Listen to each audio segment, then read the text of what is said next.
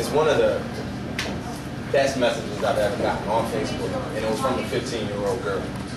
And she said, Mr. Noel Gourdin, I just want to thank you for making that record beautiful, because it's just enforcing what my mom's been telling me for years and years. And I said, like, I read that and I just stopped. I was like, wow, like, what I'm doing counts. It means something. You know what I mean? Because I have a voice that's able to reach these people and actually make them think. You know, and she said, thank you for making that record, because it enforces what my mom's been saying for a while. And I said, you know, your mom is right. You are beautiful. And remember that. Carry yourself as such. You know, don't let anybody ever tell you that you're not. So, that's what you're doing. Sometimes people that inspire others, I mean, for one, my mom inspires me.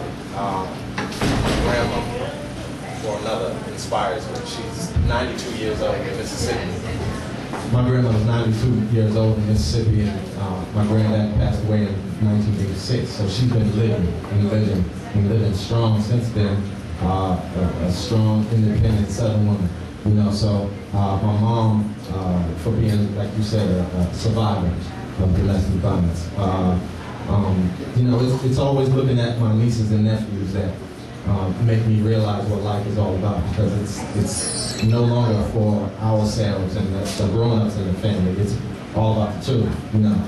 And that brings me to a lot of different things, and able to try to give back in the community. You know, domestic violence, I do a lot for domestic violence organizations and breast cancer and cancer awareness and things of that nature. But I also do things for scholarships as far as you know, kids that do well in group homes, because I worked in group homes before I went and got my break in music. So, you know, trying to do things to set up scholarships for exceptional students that are in group homes and do well in school, try to set up a college scholarship type of thing. So those are the things that keep me going.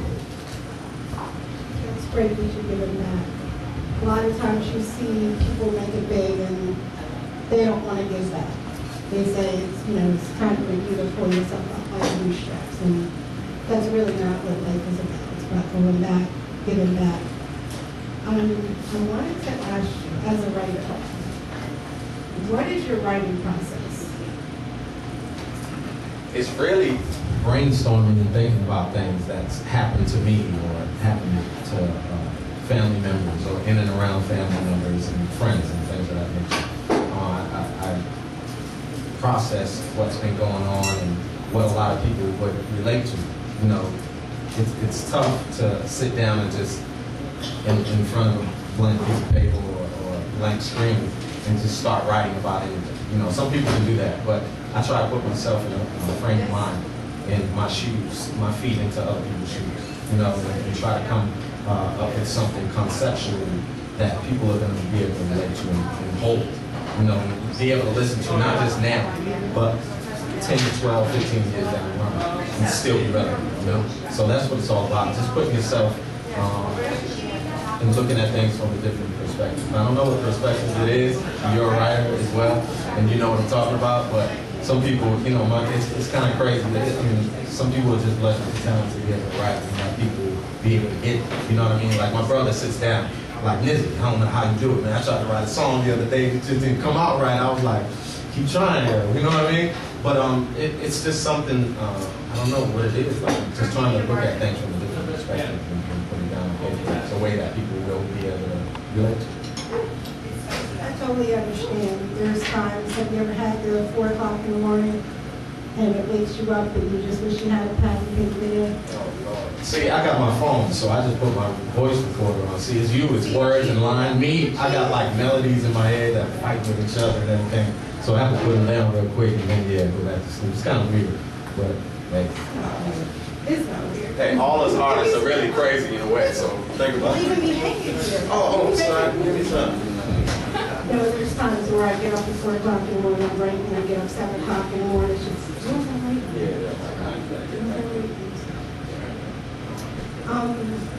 As far as your writing process, you said you wrote with somebody else. when you go in the studio to write, do you exactly do the beat first, or do you do the lyrics? A lot of the times, the music is already there. You know, a lot of times. But sometimes you just build it from scratch. You already have a melody in your head, and you're coming down, and you're putting it down, and you just put it to a bare minimum track, and that's basically a metronome, a beat track, just to keep the time. People can build around it that way. You know, I pretty much did that on the first album when I worked with Rap USB. We built it from the ground. Yeah, built it from the ground up on Key by T. So, yeah, I mean, it goes vice versa. It goes both ways.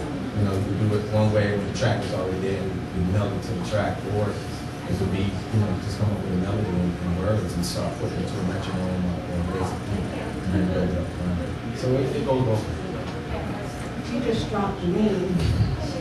I'm just curious, when you work with people that have respect in the industry, how do you, as, excuse me, no disrespect, as a basic newcomer, how do you not be favored by all of their history and all of their success?